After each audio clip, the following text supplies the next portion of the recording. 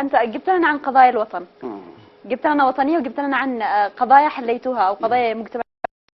ايش القضايا الثانيه اللي تطرقت لها بقصائدك؟ عده قصائد، في مثلا غزل، في غزل الخليجيه، غزل ادي لك قصيده غزل. تقول القصيده، في هذه قصيده غزل تقول: قال ابو فضل عمري في المحبه تحطم، قال ابو فضل عمري في المحبه تحطم، والامل ما ظهر له في غرامي علامه، اقطع الدرب نحو الحب واشتاق واحلم بالذي عاش قلبي مبتلي في غرامه، فاتنه يفي شل العقل لاقت تبسم، يخجل البدر بالنظرات والابتسامه، لو ظهر حسنه النادر على كافر اسلم، وانتبرج طوى حوله ردوف الغمامه، حبه الروح والإحساس والنبض والدم، حبها العمر والإيمان والاستقامة، عشت حبه حكاية للزمان المعظم، ذكر يحيي فؤادي ما تغير نظامه، اتفقنا على ربط القران المحتم، والعهود انقضت والحب صح احتكامه،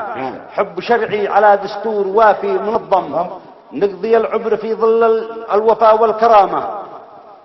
لكن الحظ بقدار الموانع تهدم، ارتبط في مخاطيف الجفا والندامة، والأمل لم يزل في فلك حلمي مترجم، ما قطعته ولا قلبي قنع من هيامه، في غرامه مقيد قيد فولاذ مبهم، لو قطع نصف ساقي ما قطعت احترامه، في عيونه لقلبي سهم خارج مسمم، في جبينه مدار العافية والسلامة، في شفاته عسل ممزوج صافي معقم، وان تكلم تذوب الأفئدة من كلامه، من غداقة جعوده ينسخ الليل الظلم، والصباح ابتسم من رقته والوسامة، احتوى حسن يوسف وانتقى رشد مريم، يمتلك بين حور العين عرش الزعامة، دل من أجل حبه كل فارس مخضرم، كل من خر ساجد نحو قبلة مقامه،